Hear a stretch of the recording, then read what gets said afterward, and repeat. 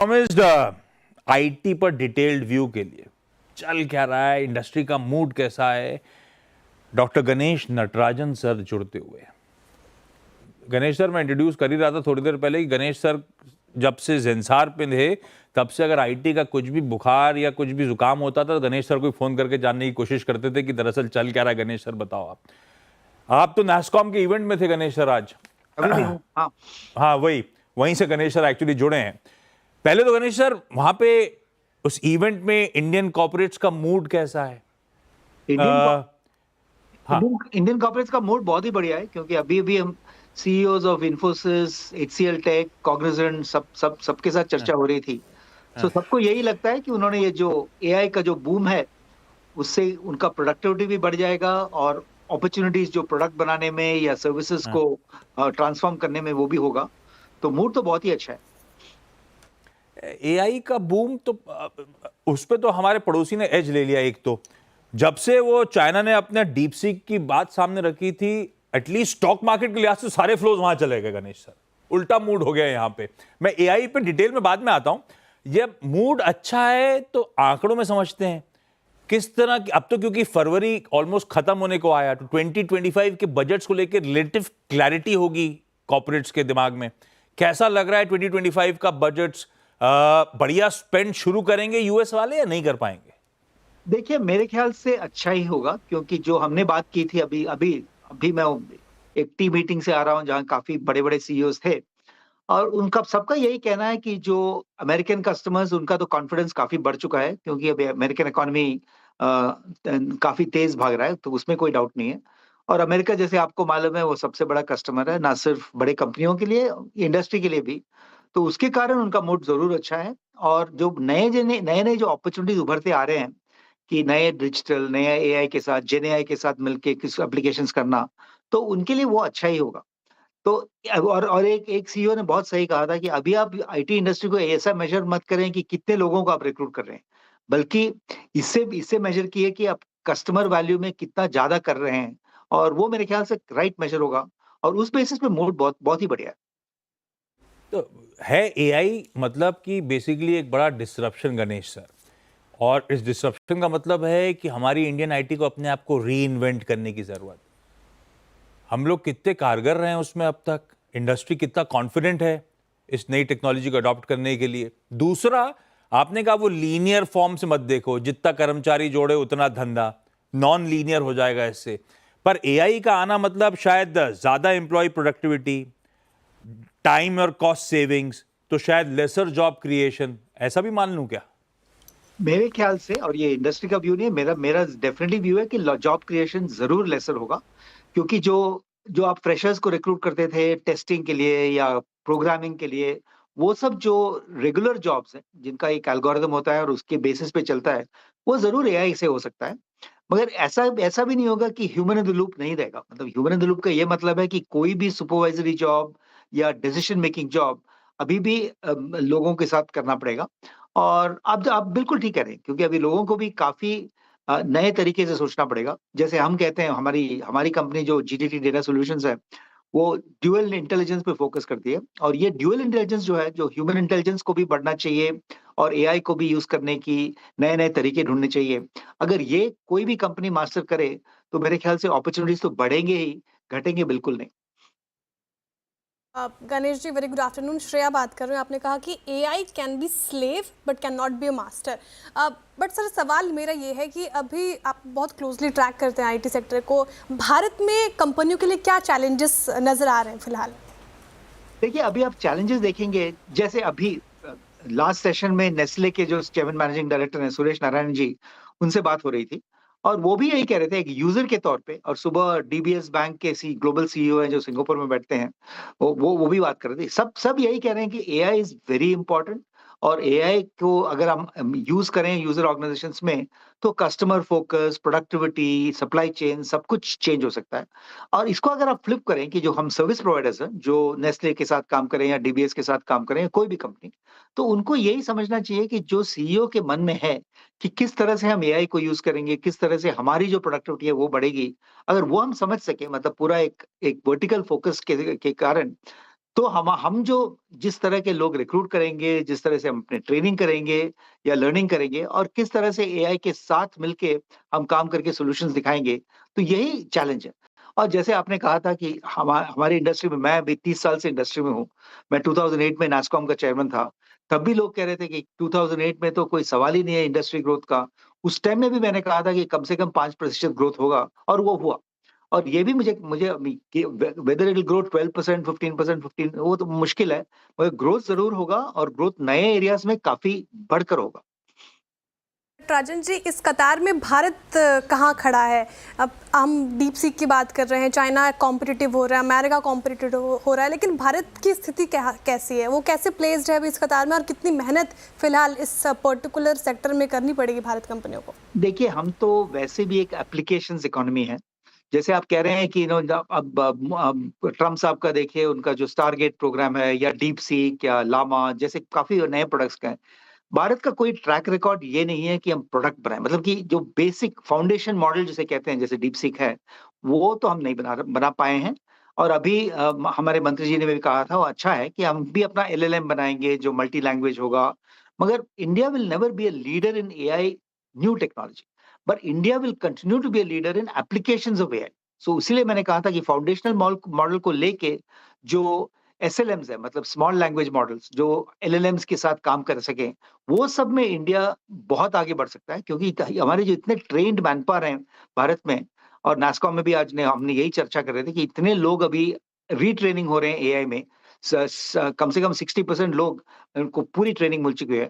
तो अगर इतना बड़ा टैलेंट फोर्स है, तो वही आगे बढ़ के ना सिर्फ इंडिया में बट सारी दुनिया में एआई सॉल्यूशंस दिखाएँगे और मेरे ख्याल से इंडिया के लिए बहुत बड़ा अपॉर्च्युनिटी है। चर्चा तो ये बहुत हो रही होगी, चैट जीपीटी को डीप सीक से कंपेयर करा गणेश तुमने कि चैट जीपीटी बहुत वाकई आप लोग का फाइनल कंक्लूजन क्या है? बहुत खतरनाक है क्या चैट जीपीटी इसके सामने sorry deep seek chat GPT के सामने? नहीं, नहीं, आप लोग ये अमेरिका और चाइना का जो रिसर्च कैपेबिलिटी है, हाँ। उसके हम पास में भी नहीं आते। I am sorry to say that. नहीं, अपनी बात नहीं, मैं तो कह रहा हूँ डीप सी की कैपेबिलिटी सब बोल रहे थे कि चैट जीपीटी से कहीं ज्यादा प्रोफाउंड है, कहीं ज्यादा। नहीं, वो एक अलग चर्चा करनी पड़ेगी क्योंकि DeepSeek is a distillation model और चैट हाँ, जीपीटी फाउंडेशनल मॉडल है। मतलब जो हाँ नहीं करते, नहीं तो हाँ, अपने को तो डिस्कशन समझ में नहीं आएगा। तो वो अलग बात है मगर मैं यही कह रहा हूँ कि इंडियन कंपनीज को दोनों मॉडल समझ के LLM, SLM, narrow language models, chat GPT, DeepSeek सबका जो कॉम्बिनेशन है मतलब कि अभी अभी एक सीईओ ने कहा कि हम काफी एसएलएम स्मॉल लैंग्वेज मॉडल्स बना रहे हैं जिसके कारण हमारे कस्टमर्स ना सिर्फ एलएलएम के साथ या डीपीसी के साथ बट हमारे एप्लीकेशन के साथ अपने कस्टमर्स को और सेटिस्फाई कर सकेंगे।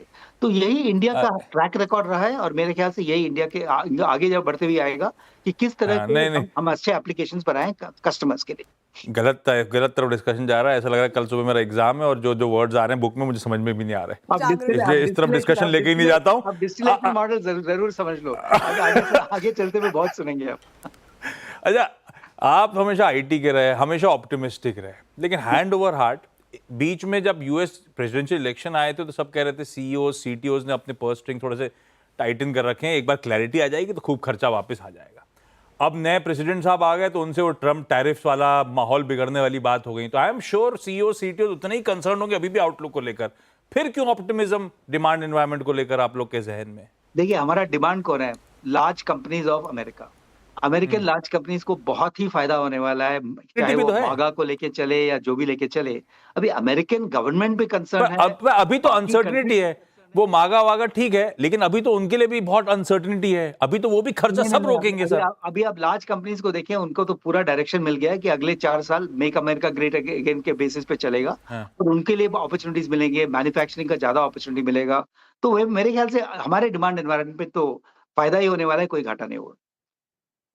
एक आखिरी सवाल, एक इशू और था मेरे जहन में, ये तो अलग बात थी अनसर्टेन एनवायरनमेंट की, एक वो ग्लोबल कैपेबिलिटी सेंटर्स, फिर से एक ग्लोबल हब भारत बन रहा है, ये कोएग्जिस्ट तो नहीं कर सकती, ये कैनिबलाइज करेंगे अपने धंधे को, उसको लेके कंसर्न्स नहीं है क्या? नहीं, ऐसा नहीं होता है क्योंकि मैं अपने एक्सपीरियंस बताता हूँ। जैसे हमारे सबसे बड़े कस्टमर थे सिस्को और सिस्को ने ग्लोबलाइजेशन सेंटर ऑफ ईस्ट मेरे टाइम में किया था 2009-10 में। और उस टाइम में हमें भी लगा था कि अरे उसके कारण सारे जॉब उनके पास जाएंगे। मगर हमारे कोएक्सिस्टेंस काफ़ी था। जीसीसीज़ में काफ़ी काम होता है और जीसीसीज़ भी डायरेक्टली कॉन्ट्रैक्ट करते हैं विद थर्ड पार्टी वेंडर्स। तो अभी जो जीसीसीज़ हैं 1760 प्लस जीसीसीज़ है इंडिया में, उससे हमें फ़ायदा ही होगा क्योंकि हम मुझे लगता है कि जो बड़े-बड़े देखिए आप बार्कलेस को देखिए, एचएसबीसी को देखिए या क्रेडिट स्विस को देखिए, ये सब गणेश बड़े-बड़े सर, उनसे कंपनीज़ के फायदा तो बड़े-बड़े होगा, जीसीसीज़ हैं। वो मगर अपना जो एम्प्लॉयमेंट कर मैनपावर रहे वो यूज़ होंगे। करते हैं थर्ड पार्टी से, उसका कोई कमी नहीं हुआ है और ना ही नहीं, उनसे उनका उनसे फायदा तो है उनके आने से, वो एम्प्लॉयमेंट जनरेट भी कर रहे हैं, मच हाँ, नीडेड डॉलर्स भी लेकर आ रहे हैं, पर जी। उसी स्पेस में है जहां पे हमारी आईटी कंपनीज ऑपरेट कर रही है, इसलिए मैंने कहा था अपनी धंधे को कैनबलाइज भी तो कर रहे होंगे। खैर, ये डिबेट किसी और दिन। हाँ। अभी देखिए जो जब जब एक ग्लोबल सीईओ को ये लगता है कि इंडिया में काफ़ी काम हो सकता है, तो उनका जो मिशन क्रिटिकल काम है मतलब जो डेटा के साथ काम करना वो जीसीसीज़ में करते हैं। मगर जो एप्लीकेशन डेवलपमेंट है या कोई मॉडर्नाइज़ेशन करें वो तो अभी भी थर्ड पार्टी के साथ ही कर रहे हैं। तो ये मुझे नहीं लगता है कि कोई चेंज होने वाला है। बीपीओ सर्विसेज़ या आईटी सर्विसेज़ थर्ड पार्टी के साथ ही करेंगे और जो क्रिटिकल डिज़ाइन सॉल्यूशंस वगैरह हैं वो शायद अपने जीसीसीज़ में करते हैं। यही ट्रेंड रहा है और मेरे ख्याल से कोई चेंज नहीं होने वाला है इसमें। ओ परफेक्ट गणेश सर, मजा आया आपसे बात करके, दिमाग के हमेशा चाक्षु खुल जाते हैं। लंच हो गया नास्कॉम इवेंट में? अभी बचा है? अभी तो 2 दिन बाकी है भैया। आज का लंच नहीं हुआ अभी तक? नहीं, लंच तो हो गया मगर अभी पोस्ट लंच सेशंस में एआई कम और सेक्टर के बारे ज़्यादा का होता है। आप लोग इधर आके सुनिए तब आपको आपको अपने आप हो जाएगा। ना, वो रिपोर्टर्स गए हुए हैं सर, टीम है वहां पे ऑलरेडी। Good, good, good. चलो, थैंक यू गणेश सर जुड़ने के लिए। चलो थैंक यू। पेन में है आईटी सेक्टर। गणेश सर तो इनहेरेंट बुल हैं सेक्टर के आउटलुक को लेकर। धंधा वैसे आएगा इवेंचुअली, क्योंकि नैस्कॉम के एस्टिमेट्स कहते हैं FY25 में कुल आईटी रेवेन्यू 5.5% और FY26 में उसके ऊपर 6% के आसपास की ग्रोथ आएगी। ये उन्होंने मैप करके दिया आगे की ग्रोथ ट्रेजेक्टरी। पर क्या हमारे फंडामेंटल एक्सपर्ट्स भी आईटी को लेकर उतने ही बुलिश हैं? पहले एक बार शरद जी से जान लेते। शरद जी, आप लोग का व्यू इस समय आईटी स्पेस को लेकर? अनसर्टिनिटी तो वापस आ गई है, वो इवेंचुअली बात सही है, मांगा है तो अमेरिकन कॉर्पोरेट्स को ज्यादा फायदा मिल रहा होगा तो शायद ट्रिकल डाउन इफेक्ट होगा अपने पास, लेकिन इस समय आपका व्यू आईटी सेक्टर पे? जनरली मेरे हिसाब से मैं कॉन्कर करूंगा जिस तरीके की ट्रम्प की नीतियां हैं, अगर वो अमेरिकन मैन्युफैक्चरिंग को पुश दे रहे हैं तो आईटी ऑब्वियसली एंसिलरी इंडस्ट्री है, अगर मैन्युफैक्चरिंग को पुश है तो वहां भी फायदा होना चाहिए। वो फायदा ऑब्वियसली बीएफएसआई तक भी ट्रोल डाउन होना चाहिए और ज्यादातर कंपनीज का बीएफएसआई एक्सपोजर स्ट्रांग है। तो मुझे लगता है कोविड के बाद ये सेकंड ट्रिगर होना चाहिए जहां यूएस बेस्ड जितने भी बीएफएसआई हैं वहां से भी धंधा ठीक ठाक आना चाहिए और मैन्युफैक्चरिंग यूनिट्स में भी थोड़ा सा एडवांटेज इनको मिलना चाहिए। प्लस आईटी कंपनीज ने पिछले 5-6 सालों में अपनी कंसल्टेंसी विंग्स को भी स्ट्रेंथन किया है, उसका भी फायदा मिलना चाहिए। तो वो डील विन का साइज थोड़ा बड़ा हो सकता है, इलोंगेटेड हो सकता है, मार्जिन्स बेटर हो सकती हैं और उसका एक पैरेलल इफेक्ट आपको नॉर्मल बिजनेस पे भी दिख सकता है। तो मुझे लगता है आईटी के लिए आउटलुक पॉजिटिव रहना चाहिए, खास करके यूएस बिजनेस की तरफ से जो ड्राइव मिलती है। यूरोप में भी उतना ज्यादा कंट्रीब्यूट नहीं करे, स्टेबल सा स्टैग्नेंट सा रहे, बट अमेरिकन बिजनेस सर्टेनली काफी पॉजिटिव आउटलुक रहना चाहिए। परफेक्ट। तो और हमारा तो डिपेंडेंस अमेरिका पे ज्यादा है आईटी कंपनीज का, और अमेरिका में भी बीएफएसआई पे डिपेंडेंस ज्यादा है, तो खैर वो स्वीट स्पॉट में आते चले जाएंगे। जब आप आउटलुक के लिहाज से पॉजिटिव हो, लग रहा है कि अच्छा ट्रिकल इन इफेक्ट होगा, तो आपसे अभी जानता हूं सबसे बेहतरीन पिक्स आईटी की। शिल्पा जी, इस बीच एक काम करें, बेलवेदर कहते हैं इन्फोसिस को आईटी का, तो उसी की चार्ट के थ्रू मूड समझ लूंगा मैं आपसे। आ रहा हूं आपके पास। अवस्थी साहब, अगर कुछ चुनना हो, निबल करना हो, तो कौन से स्टॉक्स होंगे? मेरे हिसाब से लार्ज कैप्स में विप्रो और एलटीआई है। विप्रो खास करके इसलिए क्योंकि वैल्यूएशन कंफर्ट सबसे ज्यादा वहां पर है। प्लस मुझे लगता है लॉन्ग टर्म में डेटा सेंटर्स की जो प्रॉफिटेबिलिटी, डेटा सेंटर्स में जो इनकी पास एडवांटेज है और डेटा सेंटर में जिस तरीके का खर्च हम इंडिया में भी देख रहे हैं, उसमें विप्रो को फायदा होना चाहिए, एचसीएल को भी फायदा होना चाहिए, बट वैल्यूएशन कंफर्ट चूंकि विप्रो में है तो मुझे लगता है विप्रो मेरी टॉप बेट होनी चाहिए ₹350 के लक्ष्य के लिए। और एलटीआईएम डाइवर्सिफाइड बिजनेस, मर्जर सिनर्जीज अभी भी मिलनी चाहिए, दोनों कंपनीज में ओवरलैपिंग बिजनेस काफी कम है। तो मुझे लगता है एलटीआईएम ₹6000 के टारगेट के लिए, और जैसे जैसे ये स्केल अचीव करते हैं मर्ज्ड एंटिटी में, मुझे लगता है यहाँ भी काफी स्ट्रॉन्ग री रेटिंग आपको आने वाले समय में दिखनी चाहिए। मिड कैप स्मॉल कैप में मुझे लगता है बी सॉफ्ट और साइंट।